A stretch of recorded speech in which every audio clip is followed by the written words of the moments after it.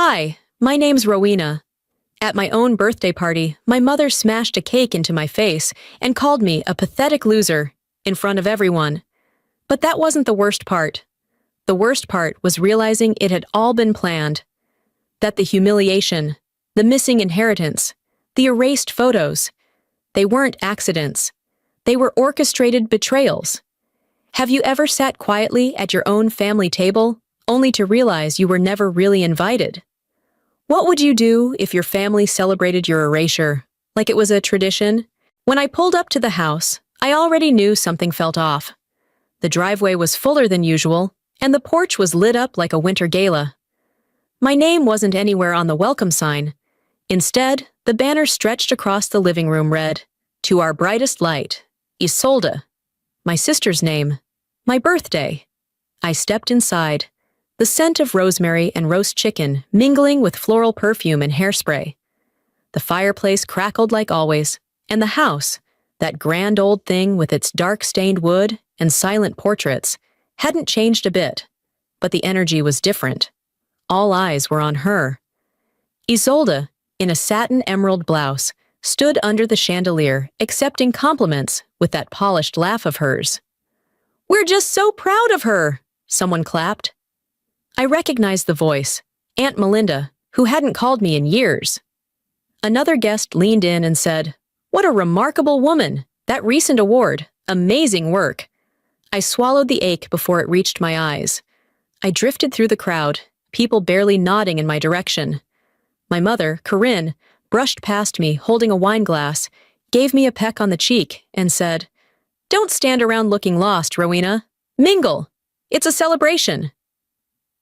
"Of what?" I asked, forcing a laugh. "Don't start," she whispered through a tight smile, before walking away. I ended up near the dessert table, the one spot no one seemed interested in yet. There were cupcakes, tiramisu, and a large sheet cake with piped roses in golden script.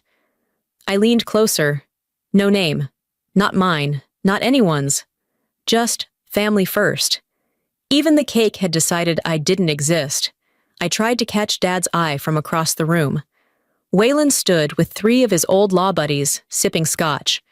When he saw me, he gave a short nod, as if to say, "Yes, yes, you're here.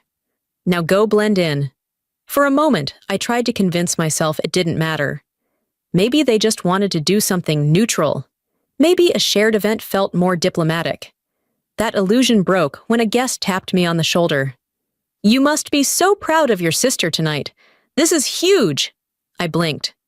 "Right, very proud," I said, my voice catching. The camera flash went off. I turned to find myself alone in the shot, standing by a punch bowl, while Isolde posed with a group at the fireplace. That photograph, I realized, would live somewhere without me even being part of the moment. The MC, Isolde's friend from grad school, called for a toast. Let's take a moment to recognize what this family is built on. Excellence, dedication, and of course, our shining star. Isolde stepped forward, modest as ever, and did the wavy hand of humility bit. My fingers clenched around my glass. My breath hitched, but I forced myself forward. I walked toward the mic, cleared my throat gently. "If I could just say something—" I never finished. My father strode up beside me, took the mic from my hands like it was a mistake I'd even held it. "Let's keep the spotlight where it belongs tonight," he said, patting my shoulder in that way that feels more like dismissal than support. The room chuckled, even applauded. I stood there, frozen, the flush creeping up my neck. I didn't cry. I didn't shout. I just walked back to my seat, each step heavier than the last. I stayed for 20 more minutes, pretended to laugh at 2 more forced conversations. Then I slipped out the side door. The cold outside bit at my cheeks, the sharp air making everything feel realer than I wanted. Inside, I could still hear the laughter, the clinking of glasses, the joy not meant for me. I looked up at the stars, my breath hanging in the air. I had come back to feel like I belonged. Instead, I became invisible all over again. I returned to my seat like a ghost, invisible and cold in a room packed with people pretending to celebrate. Every smile now felt like a sneer. The laughter sounded distant, unreal, like a TV left on in the background of someone else's party. My hands gripped the edge of the chair too tightly, as if anchoring me would make the shame sting less. No one looked at me, not really. A few nodded politely, some avoided my eyes. Isolde leaned into her husband, whispered something that made him snort into his wineglass. She glanced my way, caught my gaze for half a second, then turned away as if I were a speck of lint on the evening's polished surface. I had been humiliated, sure, but for the first time, the fog cleared. I wasn't confused anymore. I wasn't wondering if I'd misunderstood or overreacted. I had been erased, intentionally. Corinne clinked a fork against a glass and stood up. "Before dessert, we've got a little gift for our birthday girl," she announced, voice sweet and slippery. "We all put our heads together and got you something special." The room shuffled with interest. I felt every eye shift toward me. My stomach tightened. I didn't want anything from them. Not after that toast, not after that silence. A small wrapped package made its way into my hands, passed down like a hot potato from one relative to the next. I unfolded the gold paper slowly, hoping somehow it was just a necklace. Maybe earrings, something safe, surface level. Instead, I pulled out a book. The title punched harder than any slap. Rebuilding When Your Life Falls Apart. A practical guide to becoming someone worth loving. There was a beat of quiet, then a few light chuckles. One uncle gave a low whistle. "That's some tough love," he said. Waylon nodded solemnly, like he approved of the intervention. "It's a powerful read. Changed a lot of lives." My throat dried. I tried to swallow. I forced a smile, even as my fingers began to tremble. "Wow," I said, voice like cracked porcelain. "So thoughtful." Corinne grinned, taking it as gratitude. "We figured it might give you some direction, sweetheart. Everyone's rooting for you." The condescension dripped like syrup over rotten fruit. I stared at the cover. A watercolor of a woman climbing out of a ditch. The woman didn't look like me. She looked like who they wanted me to become. Meek, broken, grateful. Then Isolde appeared with a flourish, holding a cake like it was the Olympic torch. "Let's sweeten the mood," she chirped, placing it in front of me. My favorite, carrot cake, or so she claimed. The icing read nothing, no name, no candles, just orange swirls on white. It looked like it had been sitting in the fridge all week. She beamed. "Let's hope this helps you sweeten up a bit." I gave a tight smile. "Wow. Touching." Corinne leaned in behind her, muttering under her breath. "You should be grateful you even got a party this year." I looked up at her slowly. "A party for your golden child, not me." Her face changed. Just for a second. The mask slipped. She reached forward, grabbed the cake with both hands, and slammed it into my face. Gasps echoed like sirens. The dish underneath cracked against my cheekbone. The frosting hit my eyes, my mouth, my hair. The smell of artificial spice and cream cheese frosting choked me. I couldn't see clearly, but I heard the voices. "Oh my God! Did she really? She deserved it." I tasted blood. My nose had caught the edge of the ceramic. No one moved. No one offered a napkin. My father, from across the room, looked at me and shook his head. "You always ruin everything," he muttered. Frosting dripped down my blouse. My breath came fast, short. I didn't cry. Not a tear. I stood slowly, reached into my purse, and pulled out my phone. I took a photo of my face. Just one. Eyes red, mouth bleeding, frosting melting across my skin. Then I turned and walked out. The cold air outside felt cleaner than anything in that room. My fingers were still sticky. My face burned. The picture stared back at me from my screen, awful and perfect. That was the moment. I knew I wasn't going back inside. Not tonight, not ever. I didn't cry on the drive home. I didn't speak either. The silence wasn't deliberate. It just spread through me like fog, curling around every thought and choking it quiet. By the time I stepped into my apartment, the frosting had hardened against my cheeks. I didn't bother to clean it right away. I sat on the edge of my couch, holding my phone, staring at the photo I'd taken, the one with cake smashed across my face, red at the nostril, disbelief etched into every line of my expression. I'd meant to delete it. I didn't. The house was quiet. Not just quiet, but vacuum-sealed. No calls, no texts. I checked my voicemail. Nothing from Corinne. Nothing from Wayland. Nothing from Isolde. Just silence. An intentional one. I scrolled through photos of the night. Not mine, but the ones already circulating online. Isolde's social media was buzzing. "What a magical night," one caption read. Another photo showed her surrounded by guests, smiling like she'd just won an election. I wasn't in any of them. I lingered on one image, her speech at the mic. I remembered the moment, the one where she had looked directly at me and said with the warmth of a Sunday school teacher, "Rowena's always had a big heart, even if she's not as driven as some of us." I hadn't flinched when she said it. I even smiled, maybe. Back then, it felt like a compliment wrapped in charm. Now it felt like a knife dipped in honey. And I'd clapped too, hadn't I? Like a fool. I shut my phone off. The next day, I opened Facebook. I shouldn't have, but I did. I scrolled to the family group, the Walkers. It had been our little space for years. Holiday planning, recipe swaps, baby photos. I clicked. Error. Group not found. I searched again. That's when I saw it. Real family. The banner was a collage of smiles. Isolde in the center, Corinne with her arm looped around her, Wayland in the back, glass raised. It was from that night. The night I got caked like a circus act. The posts were full of inside jokes. So proud to celebrate what really matters. Family is earned, not just inherited. Someone even commented, "Such a classy evening. Some people just don't get it." My chest clenched, not from anger, but from confirmation. I hadn't imagined anything. I wasn't welcome. They hadn't just hurt me. They'd archived me. I didn't comment. I didn't message anyone. I logged off. That night, I opened a blank email. I started to write to Corinne.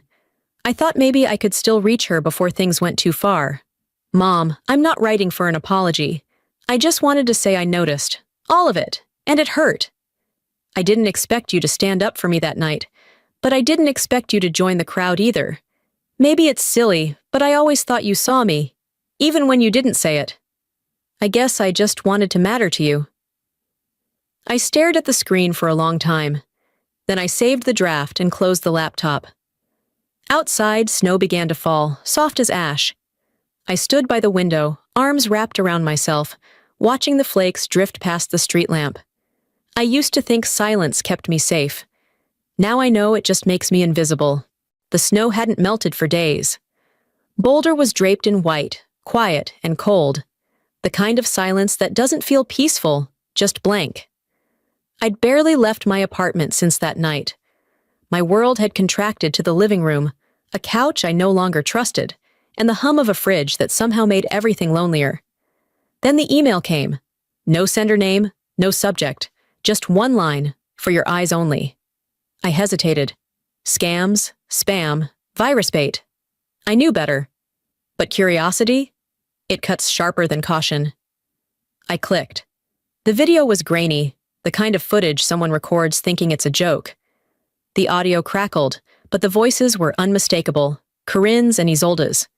They were in the kitchen, laughing, mixing icing. "She needs a public lesson," Corinne said, cool as anything. "She's had it too easy emotionally." Isolde snorted. "It's not my fault she sulks instead of stepping up." Corinne again, quieter. "We'll remind her where she stands, tonight." I paused the clip, rewound it, played it again. My chest burned. They'd planned it. The cake, the crowd, the humiliation. It wasn't an outburst, it was theater, and I was the punchline. I opened a drawer, pulled out a small box with a brass key tucked in a corner. Delphine had given it to me years ago. "If anything ever feels wrong," she'd said, "check this first." I hadn't thought of it in months. The safety deposit box was at a local credit union. I drove through slush and wind, parked in a near-empty lot, and walked in with purpose. The clerk recognized me, nodded quietly, handed me the key back after retrieving the box. Inside was a folder wrapped in a faded blue ribbon. I brought it home before I opened it. The first thing I saw was her handwriting. To Rowena, in case silence is louder than words. Inside, copies of the original property deed, the house, the land, all of it, under my name.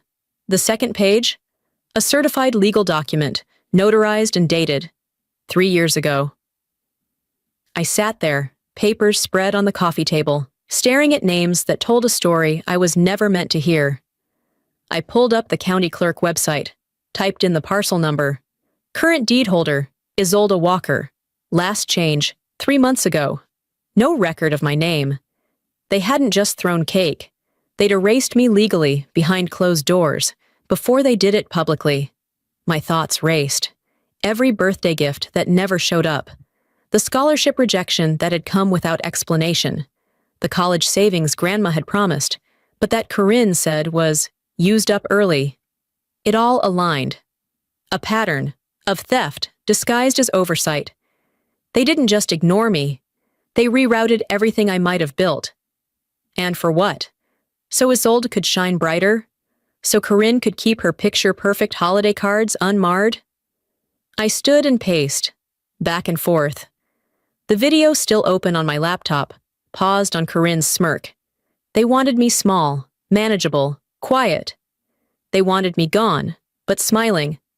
I lined up every document on the table. Deed, will copy, video file, screenshots. Not for revenge, not yet. But for visibility. They want to erase me? I said aloud to no one. Fine, but not before they remember what it feels like to be seen. 3 days passed before I texted him. We need to talk, alone. He didn't reply right away. Wayland was never one to respond on emotion. He liked to let things settle, as if his silence somehow lent gravity. But he answered the next morning. Meet me at Old Creek Cafe. Noon. I arrived 10 minutes early and sat near the back window, where the late December sun struggled to melt the frost off the glass. He walked in exactly on time. No hug, no warm nod. Just a nod, like we were two people negotiating a contract neither of us really wanted to honor. He ordered tea, no sugar, like always. I didn't order anything. I suppose you've come to air your grievances, he said flatly, setting his coat across the back of the chair. No, I replied. I came for truth. He gave a chuckle, almost amused. Let's not blow this out of proportion, Rowena. Families disagree, that's normal. I stared at him. Is that what you think this is? Wayland folded his hands. You were upset. Fine. But dragging legal documents into this, it's unnecessary. We can still fix this. By pretending it didn't happen? He leaned forward. If you let this go, we can move forward as a family. No courtrooms, no more drama. There it was. The strategy, not remorse, not understanding. Just a calculated move to preserve the image. You're not sorry, I said, not asking. You're worried I'll make you look bad. He didn't deny it, just shifted in his seat and said, Isolde's earned everything she has. Don't take this out on her. I laughed, bitter and quiet. I came here hoping for honesty. You brought terms. When he didn't respond, I stood. I'll see myself out. I left the cafe and didn't look back. My hands were shaking, but not from sadness. Clarity had a way of making even anger feel precise. I drove to the house, not to talk, just to collect the last of my things. No one was home. Corinne's car was gone, and the house sat still under the weight of its silence. I stepped inside, the smell of furniture polish and faint vanilla still clinging to the air. My room was exactly as I'd left it, untouched and unloved. I packed a few books, a photo album, my high school ring. As I passed through the hallway, I stopped by the photo wall.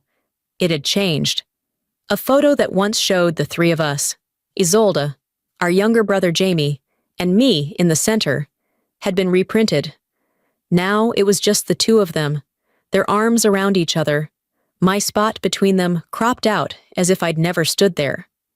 I pulled the frame from the wall. The new print hadn't even been resized properly, just chopped and recentered, like an afterthought. I checked the next frame. Same, another one. In our childhood Christmas photo, they had literally folded me out, my red sweater cut off mid-arm. They didn't just forget me. They deleted me. I didn't cry. I didn't scream. I walked back to my room, pulled a printout of the original deed, the one with my name, and slid it into one of the empty frames. The glass clicked softly into place. I returned it to the wall. I didn't leave a note.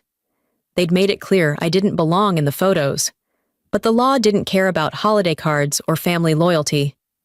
"You erased me from the pictures," I said aloud, alone in the hallway. "Let's see you erase the law."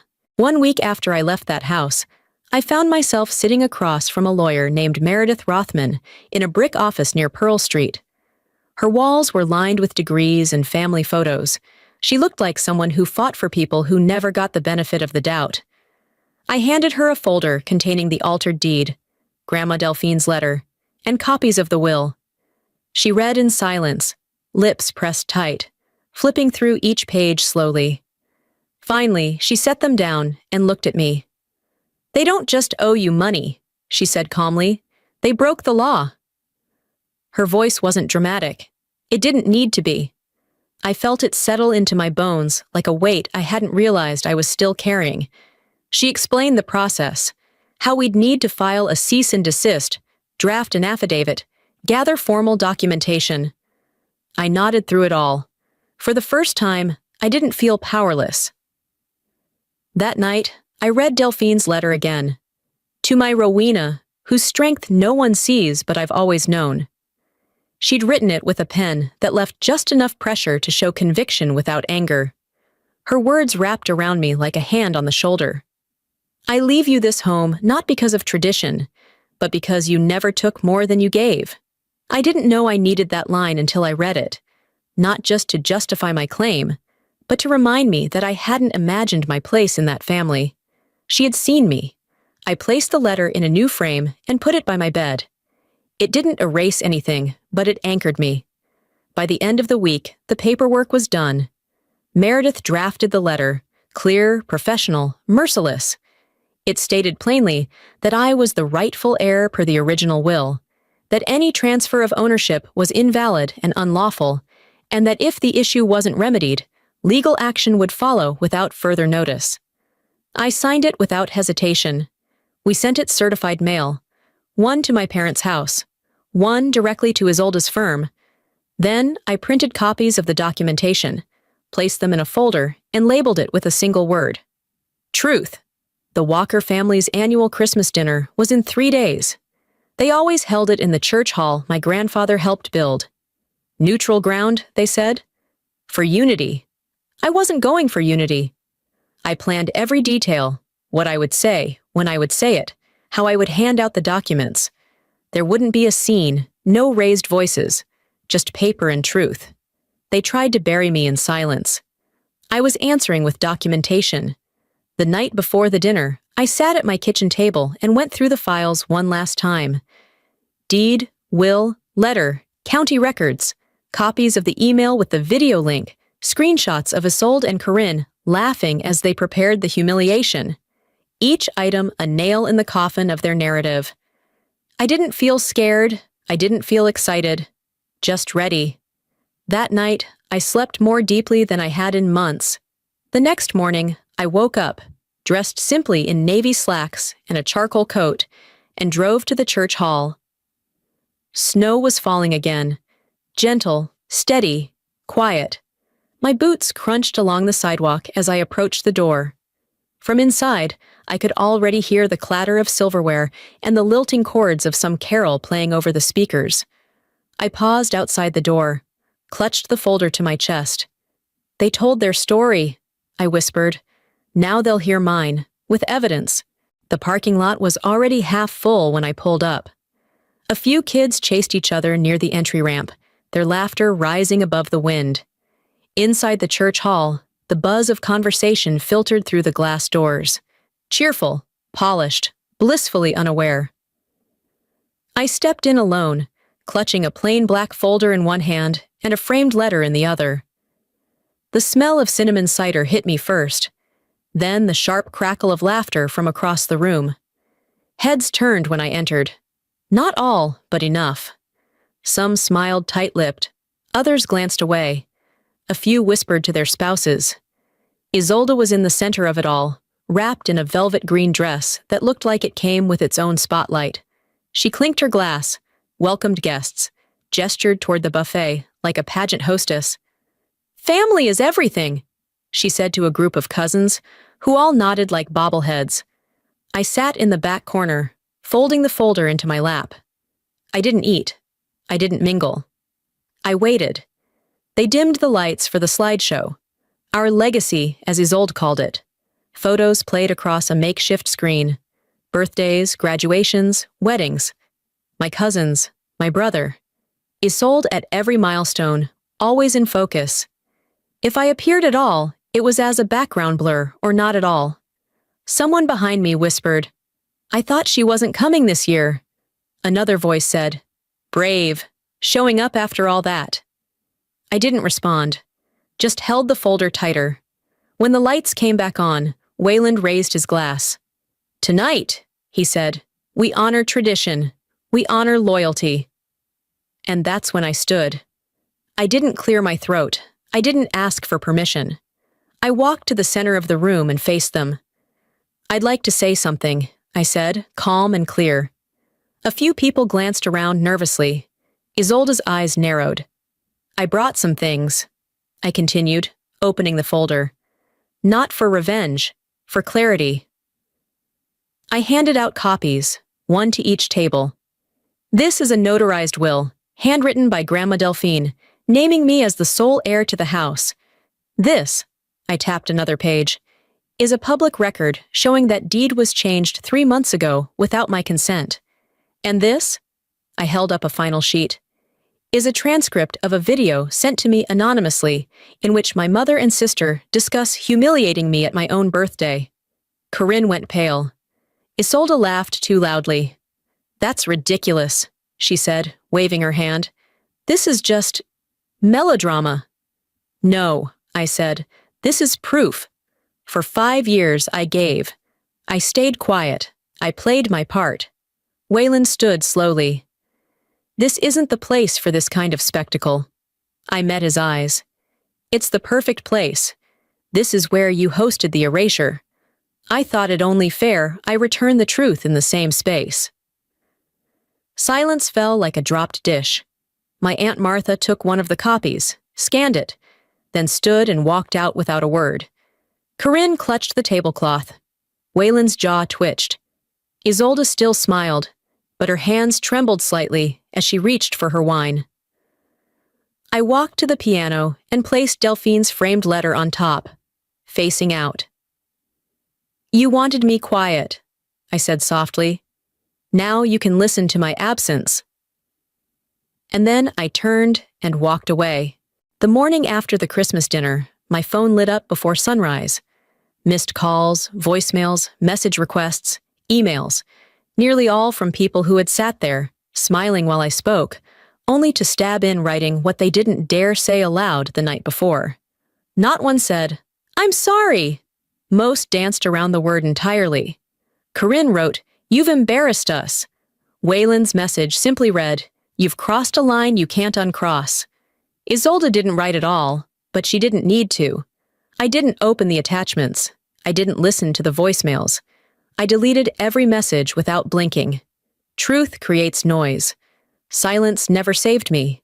By noon, I was sitting across from Meredith again, this time in her conference room, where the air smelled like carpet cleaner and resolve. We went over the final letter, line by line, comma by comma. Every sentence was crafted for clarity, not vengeance. The letter was firm, direct, precise. It demanded the restoration of the original deed.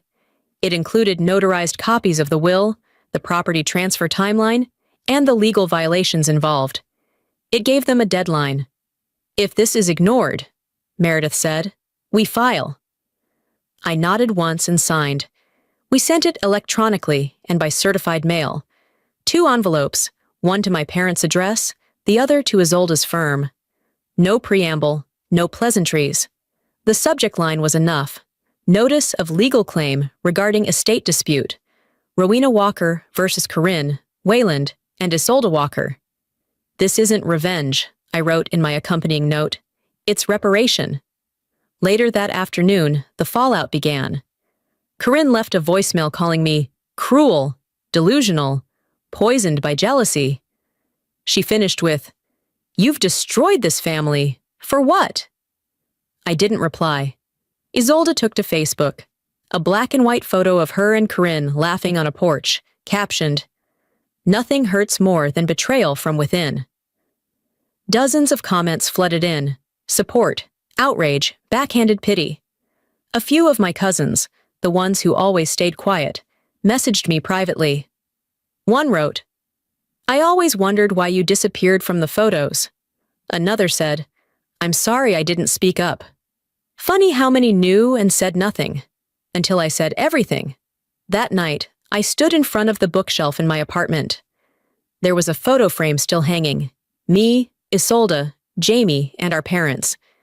It was from a vacation in Maine when I was 13. I pulled it down and stared at it for a while.